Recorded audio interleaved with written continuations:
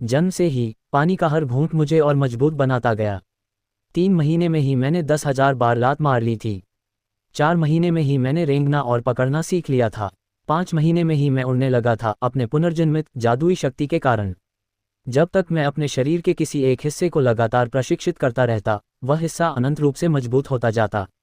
हालांकि मैं जिस दुनिया में रहता था उसे अब भी पृथ्वी ही कहा जाता था, लेकिन पृथ्वी बहुत कमजोर हो चुकी थी। कई भयानक जीव प्रकट हो गए थे। इन जीवों को सामूहिक रूप से राक्षस कहा जाता था। राक्षसों से लड़ने के लिए मानवता ने वर्षों तक 2 रास्ते विकसित किए, एक था साइबोर्ग और दूसरा था जीन सम्मेलन। जीन सम्मेलन में राक्षसों के साथ मिलकर उनकी कुछ क्षमताओं को प्राप्त करना और जादू से जादू को हराना शामिल था। दूसरी ओर साइबोर्ग मांस और रक्त के कारागार से पैदा हुए थे। उन्होंने यांत्रिक जीवन को चुना, राक्षसों को हराने के लिए तकनीक का इस्तेमाल किया और यांत्रिक संशोधनों के माध्यम से अपने शरीर को मजबूत बनाया। सौभाग्य से मेरे पास एक जादुई शक्ति थी। जब तक मेरे पास सार तत्व था, मैं इस दुनिया में जीवित रह सकता था। कुछ समय बाद सूचना ब्यूरो मेरे पड़ोस में आ गया। उनके यहाँ शेन किंगहान नाम की एक लड़की भी थी। उस समय मुझे ये बिल्कुल भी अंदाजा नहीं था कि मेरा और उसका भविष्य इतना गहरा जुड़ाव होगा। निरंतर अभ्यास और गैर प्रतिगमन तकनीकों के अतिरिक्त लाभ से मैंने कुछ ही महीनों में दौड़ना सीख लिया और तकनीकों में महारत हासिल कर ली। मेरी बोलने की क्षमता में भी थोड़ा सुधार हुआ। हालांकि मैंने अभ्यास करना बंद नहीं किया था, फिर भी मेरे माता पिता को इसका पता चल गया। यह इतना अविश्वसनीय था कि उन्हें लगा कि वे गलत थे, लेकिन मेरी प्रतिभा निर्विवाद रूप से सामने आ गई। मेरी असाधारण प्रतिभा लगभग सबके सामने आ गई थी, लेकिन मेरे पिता, जो खुद को प्रतिभाशाली मानते थे, किसी तरह पकड़े जाने से बच गए। हालांकि दुनिया में प्रतिभाशाली लोगों की कमी नहीं है। मैंने एक टीवी रिपोर्ट में देखा कि एक प्रतिष्ठित परिवार का 2 साल का लड़का एक हाथ से 20 किलोग्राम वजन उठा सकता है। मेरी माँ बहुत प्रभावित हुई, यहाँ तक कि उन्होंने ये भी कहा कि मैं भी उन तथाकथित प्रतिभाशाली लोगों से कम प्रतिभाशाली नहीं होंगी। तब से मैं और भी दृढ़ निश्चयी हो गई और गैर प्रतिगमन तकनीकों का उपयोग करने लगी।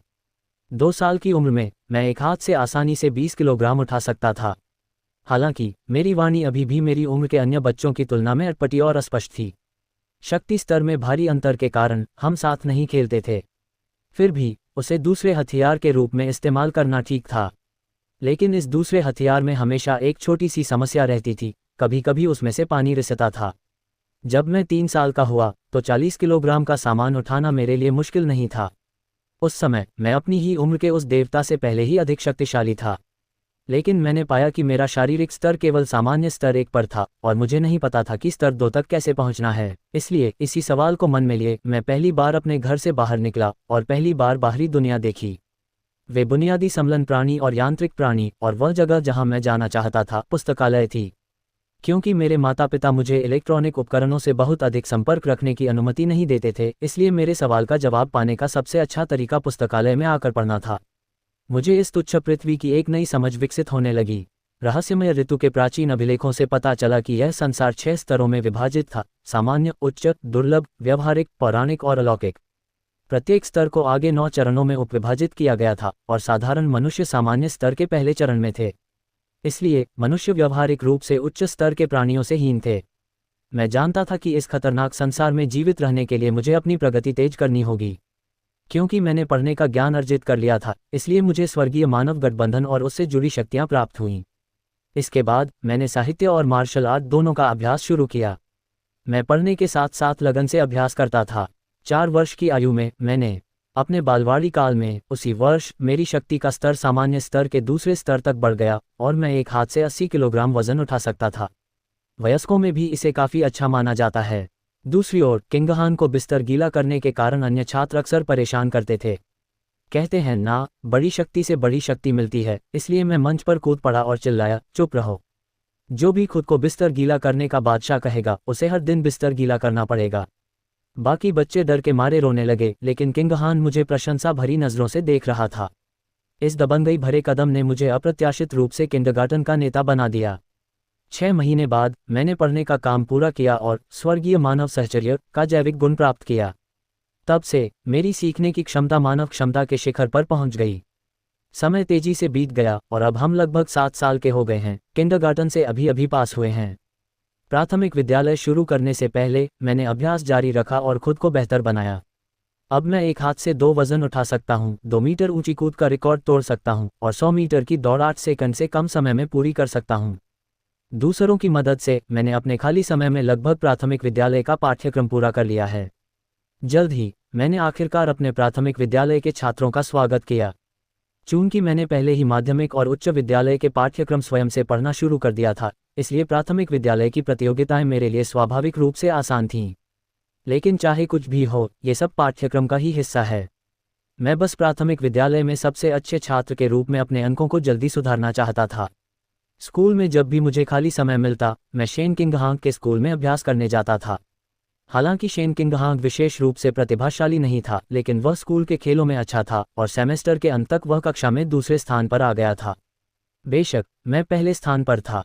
अपने अंकों को जल्द से जल्द सुधारने के लिए पढ़ाई के अलावा मैंने स्कूल की खेल प्रतियोगिताओं में सक्रिय रूप से भाग लिया और स्कूल के सभी रिकॉर्ड तोड़ दिए। जब मुझे लगा कि मैं इसी तरह अपनी प्राथमिक विद्यालय की पढ़ाई आसानी से पूरी कर लूँगा, तभी मेरी कक्षा में एक विशेष नया छात्र आ गया। मैं उसे विशेष इसलिए कह रहा हूँ क्योंकि मुझे उससे एक अलौकिक आभा निकलती हुई महसूस हुई। ये शांत और एकांतप्रिय लड़की हमेशा एक अज्ञात तरल पदार्थ स्रावित करती है जिससे बहुत दुर्गंध आती है, जिसके कारण अन्य छात्र उससे दूरी बनाए रखते हैं। हालांकि मुझे बस इतना लगा कि वह कुछ असामान्य है। स्कूल में दाखिला लेते ही मुझे उससे एक अलौकिक आभा का आभास हुआ। हालांकि बाइजुएरेन वाइट्सनो काफ़ी चंचल स्वभाव की है, लेकिन मुझे उसकी इस अलौकिक आभा की ज़्यादा चिंता थी। अगले कुछ दिनों में बाइजुएरेन अचानक अपनी डेस्क पर बेसुध पड़ी रहने लगी। पहले तो सभी को उसके बारे में जिज्ञासा हुई, लेकिन बाद में उन्होंने उस पर ध्यान देना कम कर दिया। फिर 1 महीने से ज़्यादा समय बीतने के बाद बाइजुएरेन के शरीर से एक सफ़ेद तरल पदार्थ निकलने लगा। मुझे नहीं पता था कि वह तरल पदार्थ क्या था, लेकिन उसमें से दुर्गंध आ रही थी। इस वजह से उसके सहपाठियों ने उससे दूरी बना ली। एक लड़के ने तो हद ही कर दी और उसके सिर पर पानी डाल दिया, ये कहते हुए कि उससे बहुत बदबू आ रही है और उसे धोने की पेशकश भी की। मुझे लगा कि आमतौर पर शांत और अलग थलग रहने वाली ये लड़की गुस्सा होगी, लेकिन इसके बजाय वह छात्रावास में जाकर रोने लगी। जिन सहपाठियों ने उसे तंग किया था, वे और भी जोर से हंसने लगे। हालांकि मुझे अभी भी उसकी मंशा समझ नहीं आई, लेकिन इस स्थिति में मैंने दखल देने का फैसला किया। इसलिए मैंने गुवान तुवान के कंधे पर हाथ रखा और समझदारी से बाइजू की डेस्क साफ कर दी। गुवान तुवान ने तुरंत बार बार सिर हिलाकर इशारा किया कि कोई समस्या नहीं है। स्कूल में मेरी मार्शल आर्ट की बेजोड़ कला का इस्तेमाल करते हुए 6ठी कक्षा के छात्र भी मुझे बर्दाश्त करने की हिम्मत नहीं कर रहे थे। फिर मैंने बाइजू को तंग करने वालों को संबोधित करते हुए कहा कि वे तुरंत आकर उससे माफ़ी मांगें। वे छात्र तुरंत डर गए और एक होकर बाइजू से माफ़ी मांगने लगे और माफ़ी की उम्मीद करने लगे।